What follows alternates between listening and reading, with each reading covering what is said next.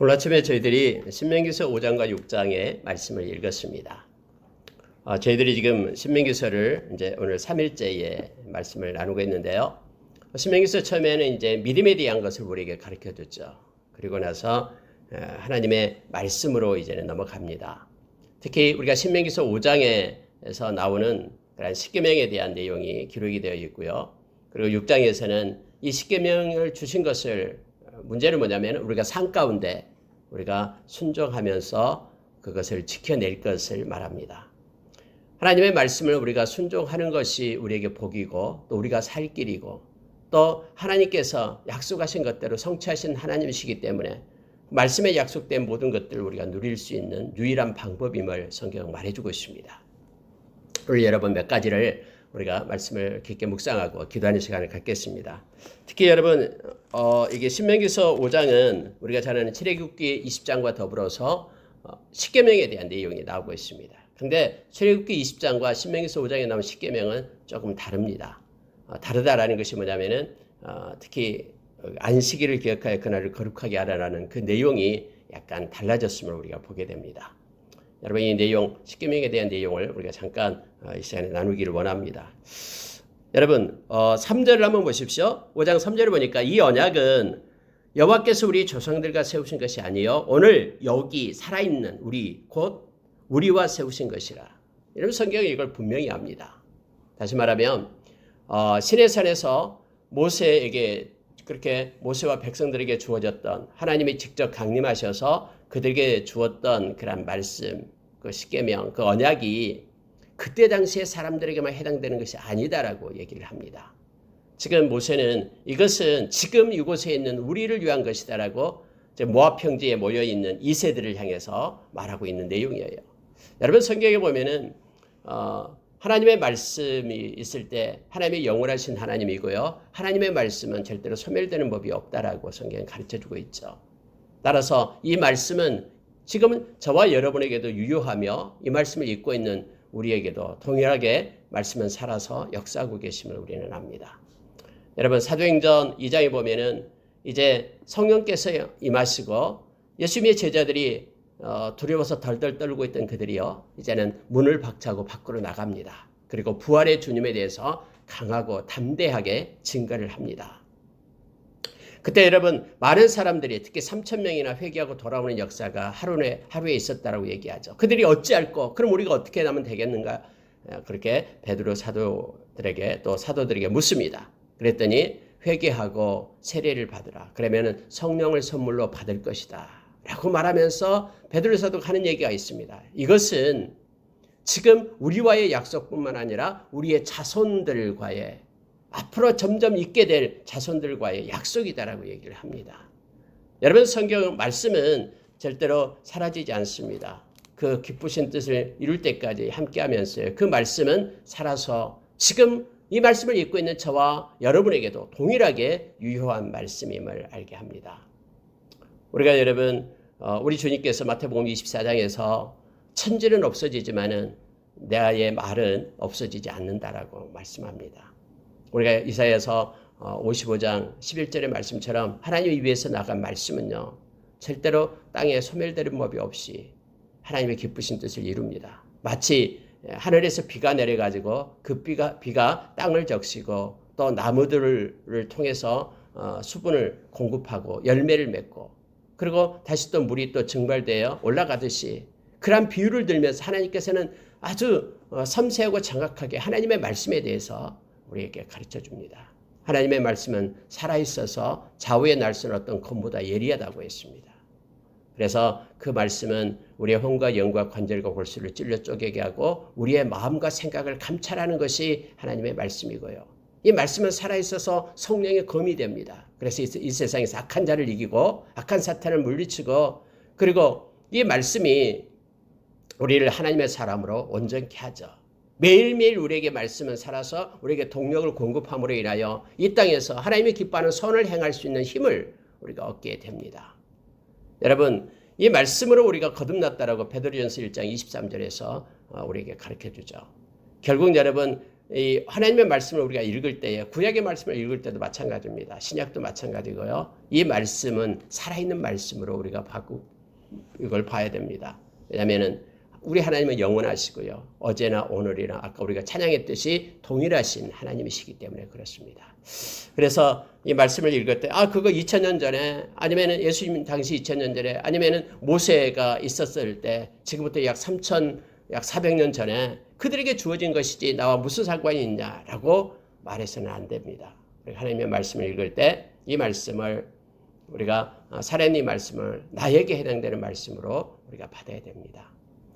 그래서 여러분 3절에서 그렇게 얘기하고 있는 거예요. 너희들의 그 부모님 세대를 위해서 하나님께서 그들에게 내리신 그런 말씀이 아니다. 그들을 위한 것이 아니라 지금 살아있는 너희들을 위한 것이다라고 말하고 있습니다. 이건 말씀에 대한 우리의 관점을 갖게 하는 중요한 태도입니다. 만약에 이 말씀이 없으면요, 우리는 마치 무슨 소설책이나 무슨 재미있는 이야기책이나 읽는 식으로 넘어갑니다. 그런 것이 아니라 하나님의 말씀은 지금도 살아서 나에게 말씀하고 계시고 이 말씀을 붙들고 있으면은 그 말씀이 약속한 모든 것들이 우리에게 성취되는 것임을 우리가 기억하며 말씀을 붙잡아야 됨을 알게 합니다. 이렇게 이제 모세는 거기에 모인 모압 평지에 모인 그러한 2세들에게 설교를 하면서 이제는 십계명을 말씀하고 있습니다. 자, 보십시오. 우리가 하나님의 증거계 안에 지성소에 있는 하나님의 증거계 안에 넣어진 것이 있죠. 모세의 2개의 돌판, 이 십계명을 넣으라라고 얘기합니다. 또 만나 항아리하고 아론의 쌍난 지팡이를 그곳에 두라라고 얘기하죠. 그런데 그 만나를 담았던 항아리하고 아론의 쌍난 지팡이는 언제 유실되어 있는지 없어요. 그러나 이 언약궤 안에 증거궤 안에는 이 하나님의 십계명 2 돌판이 들어 있습니다. 그래서 여러분 증거궤를 다른 말로 언약궤라고 얘기하는 거예요. 언약궤라고 말하는 이유가 뭐냐면 그곳에 하나님의 약속인 말씀이 들어 있다. 이 십계명이 들어 있다라고 들어 있기 때문에 우리가 언약궤라고 부르고 있음을 보게 됩니다. 이 십계명은 단순히 율법이 아니라 하나님의 언약입니다. 약속입니다. 그래서 우리가 그것을 언약궤로 불렀다라는 것을 기억하면서요. 이 10가지 십계명을 우리가 기억을 해야 됩니다. 그리고 반드시 역시 이 하나님의 말씀으로서 우리가 이 말씀을 붙잡고 살아가야 됨을 알게 합니다. 여러분 9절에 보니까는 첫째 7절부터 나오고 있죠. 7절에 보시기 바랍니다. 나 외에는 다른 신들을 내게 두지 말지니라. 이거예요. 하나님만이 온전히 우리의 하나님 되심을 인정하는 겁니다. 여러분 그때 많은 사람들이요 이걸 못합니다. 1계명을 못하는 거예요. 하나님의 하나님 되심을 우리는 인정해야 돼요. 나 외에 하나님 외에는 다른 신이 없다라는 것을 기억해야 돼요. 그래야지만이 우리는 어떤 일이 있을 때마다 가장 먼저 하나님 앞에 나가서 엎드려야 됩니다. 이것이 바로 하나님의 하나님 되심을 인정하는 거예요. 하나님 대신에 다른 것이 하나님의 자리를 차고 있으면 안 됩니다. 근데 오늘날 여러분 마지막 때에 우리가 마태복음 6장 24절의 말씀처럼요. 이 만몬이 이 하나님의 노릇을 한다니까요. 이 2 주인이 있어요. 하나님이 우리의 주인인데 하나님이 우리를 만드신 창조주 하나님이신데 그 하나님을 버리고 이 만몬이 하나님처럼 행세를 해요. 그래서 우리의 인생을 끌고 가고요. 또 그것이 모든 가치의 기준이 되고요. 아니요. 우리는 하나님의 말씀이 우리의 모든 그 가치의 기준이 되어야 됩니다. 우리의 행동과 사고의 중거점이 하나님의 말씀이 되어야 돼요. 이것은 뭐냐면은 하나님이 하나님 되심을 인정하는 것이죠. 그러나 이 하나님 대신에 다른 것이 신이 되어서는 안 됩니다. 여러분 우리가 로마서 16장에 보면은요. 근데 세상에는요. 너희 중에도 교회 안에도 자기 배가 신인 자들이 있다라고 얘기합니다. 자기가 신이 돼 가지고는 하나님뿐만 아니라 모든 것들이 자기를 위하여 존재한 것으로 생각하는 이들이 있다라고 얘기합니다. 그들을 떠나라라고 성경은 우리에게 가르쳐주고 있죠.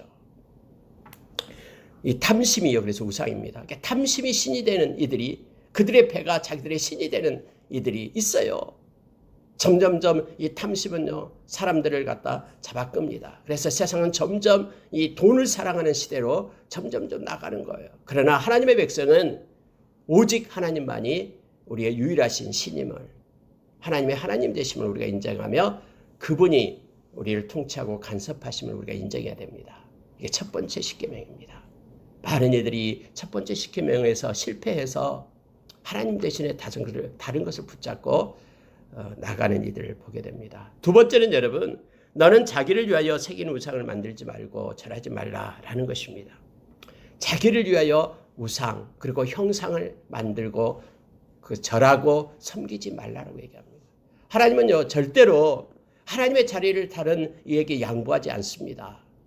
그리고 사람은 우상은요 다 자기를 위한 거예요. 그러니까 자기 탐심이 나타나는 거죠. 자기를 위하여 형상을 만들고 우상을 만들고 그래요. 하나님 외에 다른 모든 것들은요 다 자기를 위해서 만드는 탐심에서 비롯된 것임을 성경은 말해주고 있습니다. 특히 여러분 우리가 어제 말씀도 나눴습니다마는 어떤 형상도 왜냐면은요 그 이유가 어제 우리가 말씀을 나눴죠. 하나님께서 이 땅에 오셨을 때요 어떤 형상도 보여주지 않았기 때문이라고 얘기합니다. 그래서 어떤 형상도 만들지 말 것을 성경은 말합니다. 절하지 말고 섬기지 말라.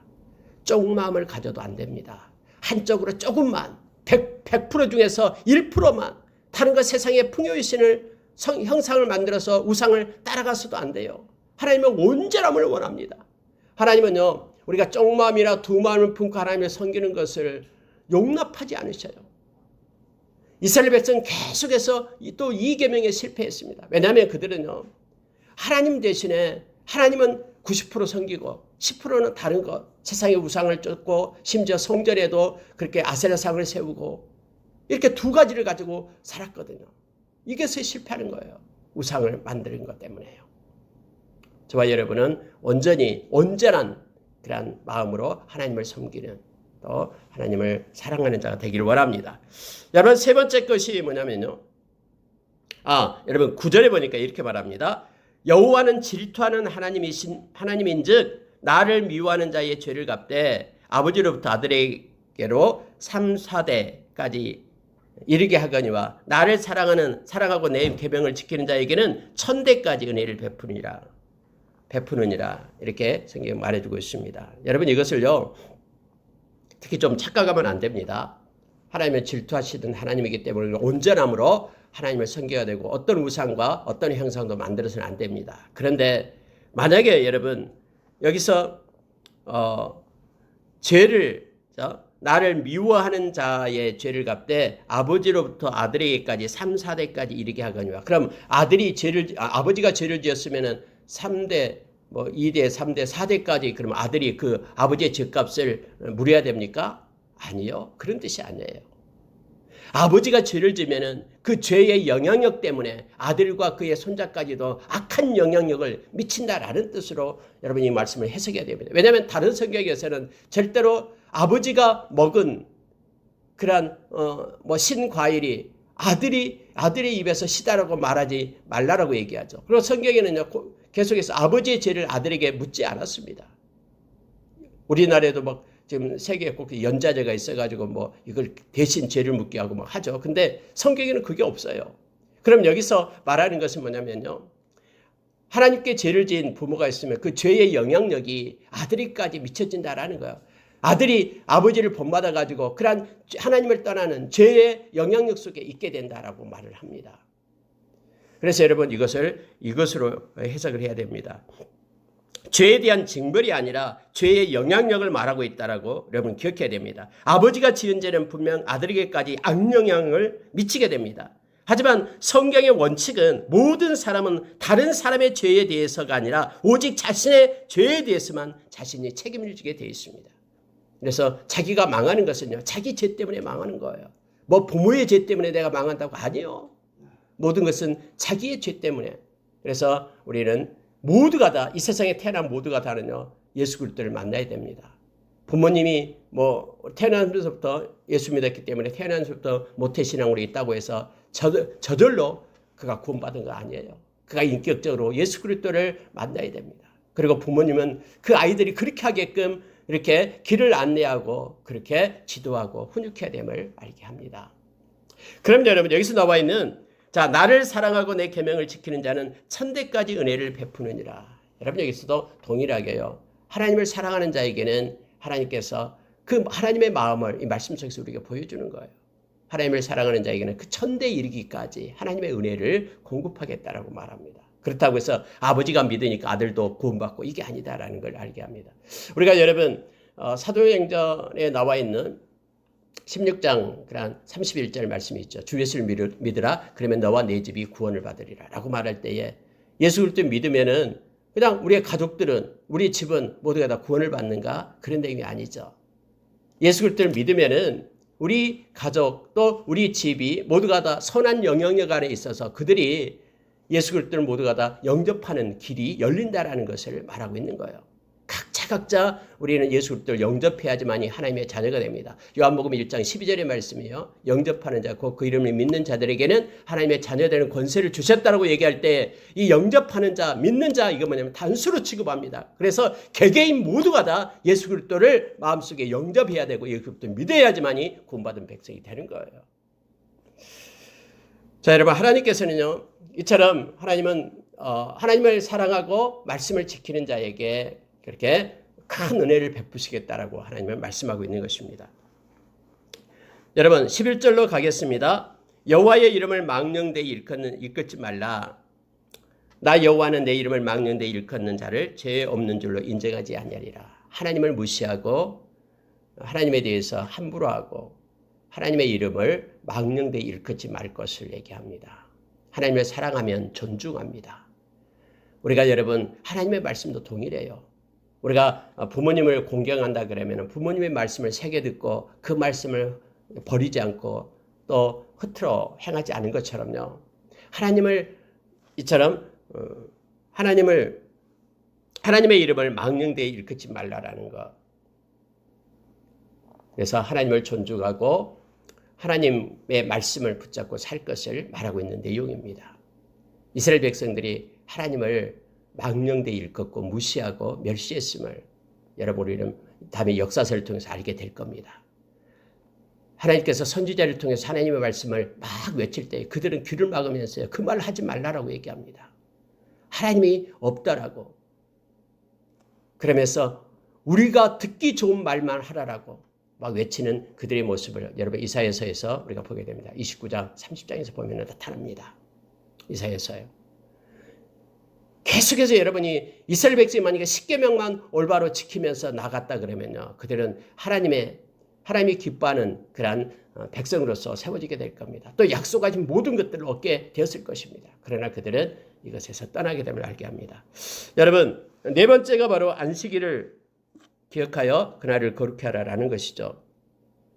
자, 12절을 보시기 바랍니다. 내 하나님 여호와가 내게 명령한 대로 안식일을 지켜 거룩하게 하라라고 말합니다. 그래서 엿새 동안은 열심히 일하지만 일곱째 날에는 다 하나님의 여호와의 안식일은 즉 쉬어라라고 얘기하죠. 모든 것을 쉬게 합니다. 심지어 여러분 여기에 내 문 안에 유하는 객이라도 아무 일도 하지 못하게 하고 내 남종이나 여종이나 너같이 안식하게 할지니라 하면서 쉴 것을 얘기합니다. 상징적으로 나타내고 있죠. 그러면서 여러분 15절에 한번 보시기 바랍니다. 너는 기억하라. 네가 애굽 땅에서 종이 되었더니 내 하나님 여호와가 강한 손과 편팔로 거기서 너를 인도하여 내었나니 그러므로 내 하나님 여호와가 내게 명령하여 안식일을 지키라 하느니라. 여러분 여기서는 신명기 5장에서는 안식일을 지키는 이유가 하나님께서 애굽 땅에서 이스라엘 백성을 인도에 내었기 때문에 그러므로 안식일을 지키라라고 얘기합니다. 출애굽기 20장에서는 안식일을 지키라라는 이유가 하나님께서 창조 때문에 그렇죠. 엿새 동안 창조하고 일에 대한 날 쉬었기 때문에 하나님 백성인 너희들도 그것을 기념해서 일곱째 날 그날을 거룩히 여기면서 지키라. 안식일을 지키라라고 얘기합니다. 다시 말하면은 이제 안식의 개념이 이렇게 바꿔졌다라는 걸 성경은 우리에게 가르쳐주고 있습니다. 지금 여기서는 뭡니까? 구속사의 흐름 속에 있음을 알게 합니다. 즉 애굽에 속했던 너희들이 이제는 노예였던 너희들이 자유인이 되었다라는 거예요. 그래서 너희들은 이제 그것을 기념해서 안식일을 지키라라고 말합니다. 여러분 오늘날 안식일은 토요일이 맞습니다.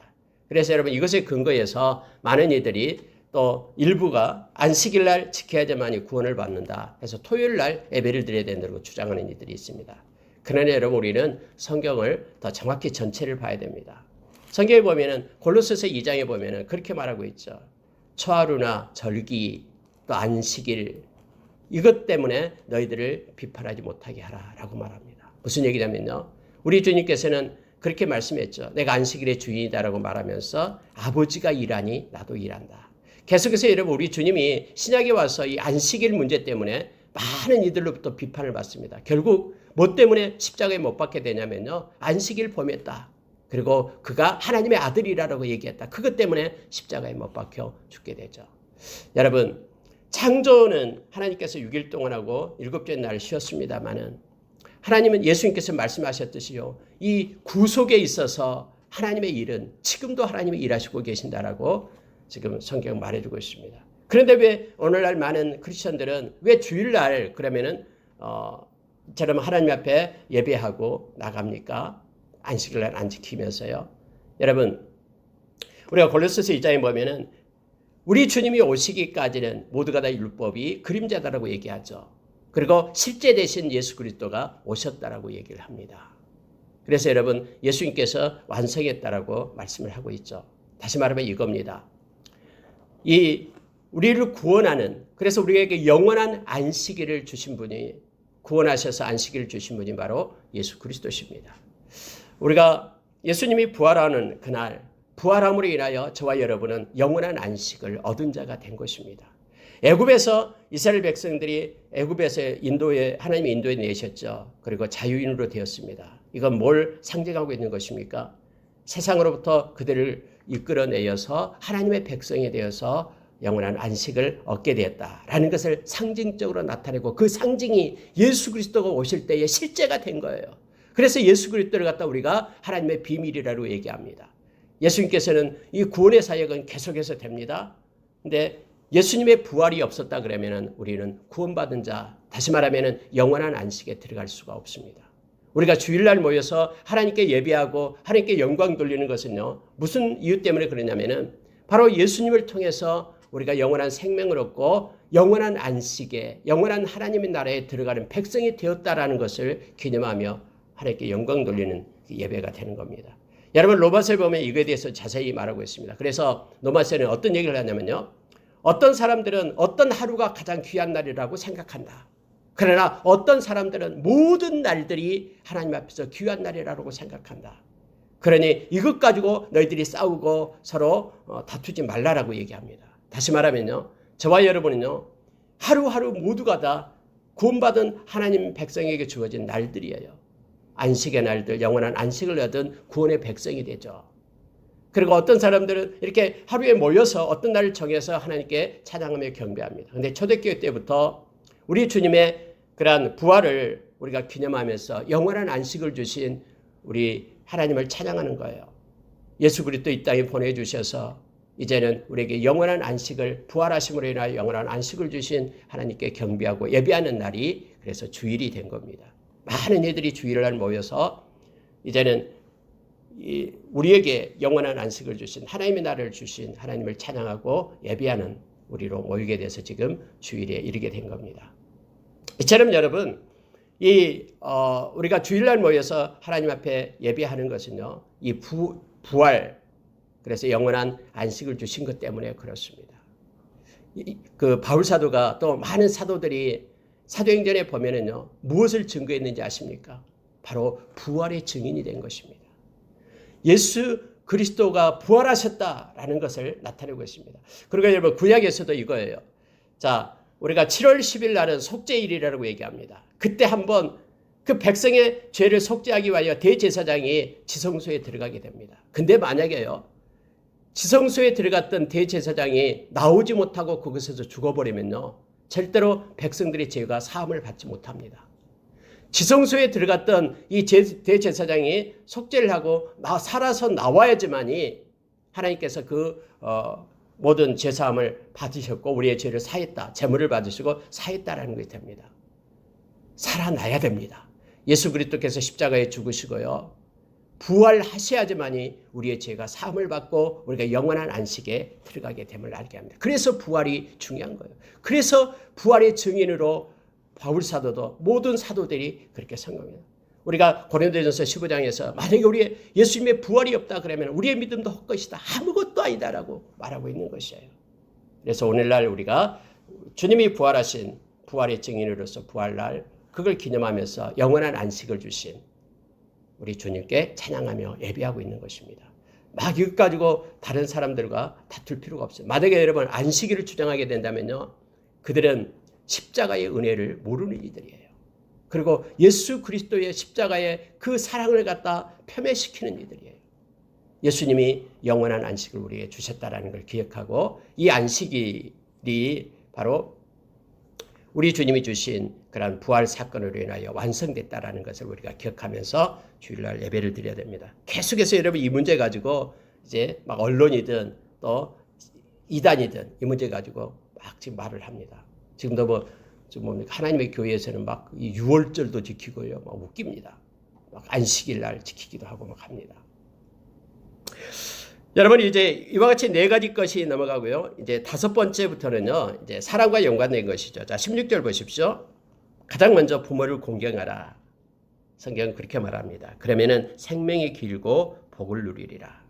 약속이 있는 사람을 향한 첫 계명이 바로 5계명이 되는 것이죠. 부모를 공경하라고 얘기합니다. 철저하게 기독교는 부모에 대한 효도를 할 것을 말하고 있습니다.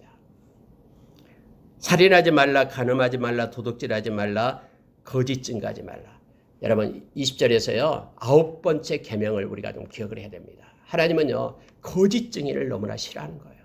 이 땅에서 아무런 정직한 자를 하나님이 기뻐하시죠. 거짓말해서 죄를 뒤집어 씌우고 하는 거 하나님은 다 철저하게, 하나님은 다 그 죄를 묻습니다. 하나님은 공의의 하나님이시거든요. 그래서 거짓 증인, 거짓말하는 거 하나님 너무 싫어하고요. 마지막 계명은 여러분 탐심에 대한 계명입니다. 탐심 부리지 말라라고 얘기합니다. 하나님이 주신 것을 족하게 여기고 감사해야 됩니다. 만약에 탐심이 생기기 시작하면 그때부터 우리 가운데는 감사가 없어져 버립니다. 불평과 원망으로 가득 차게 되죠. 하나님께서 21절에서 내 이웃의 아내를 탐내지 말라 하고 말하면서 집이나 밭이나 남종이나 여종이나 소나 낙이나 내 이웃의 모든 소유를 탐내지 말지니라 라고 말합니다. 그런데 여러분요, 이 마지막 10번째 십계명을 사람들이 좀 우습게 알아요. 뭐 탐내는 것이 그게 뭐 대단한 거냐, 모르면 되지. 여러분 이 땅의 모든 죄악들이요 이 십계명 가운데 있어요. 십계명 중에서 마지막 10번째 계명 아니에요. 탐심 때문에.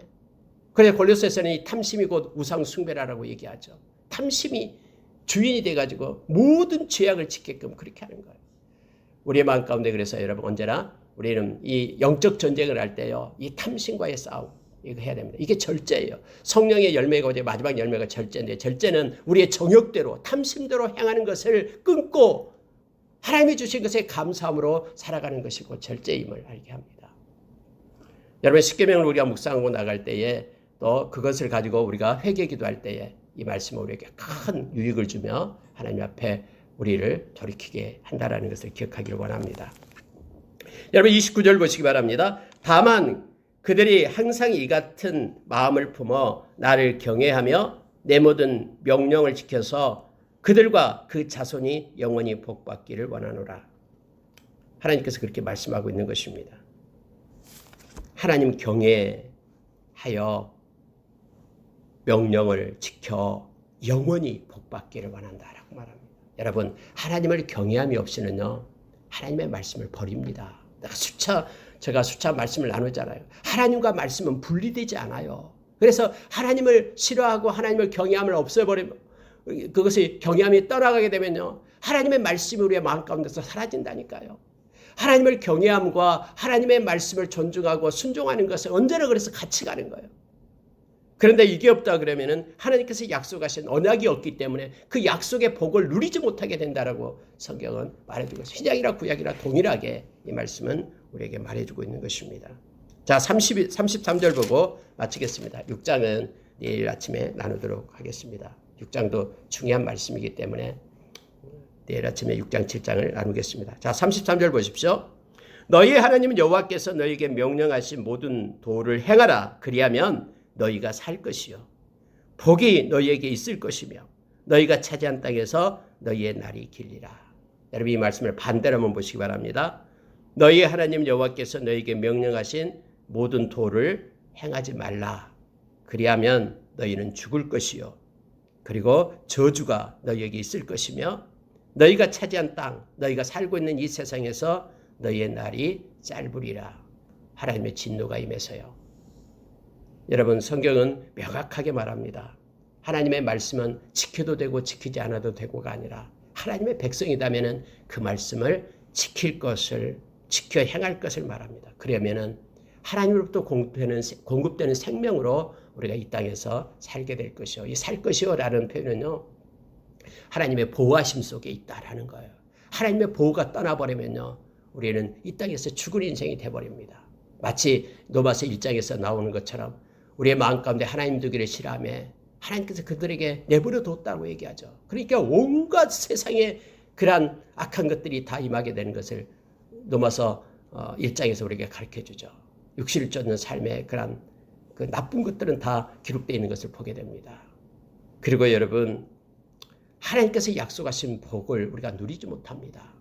반드시 하나님의 말씀을 우리가 순종하며 말씀을 따라 살 때만 말씀 가운데 약속된 그 복을 누리게 되고요. 그래서 우리는 언약의 백성이다라고 얘기한 게 그 내용이에요. 말씀으로 살기 때문에 약속의 백성이다라고 말하고 있는 것입니다. 그리고 우리가 이 땅에서 뿐만 아니라 하나님께서 영원한 우리를 위해 근거든 하나님의 나라에 우리가 이룰 수 없음을 말해주고 있습니다. 그래서 여러분, 요한복음 3장 36절에는 그렇게 말합니다. 우리가 예수 그리스도를 믿으면 영생을 얻고 구원을 얻습니다.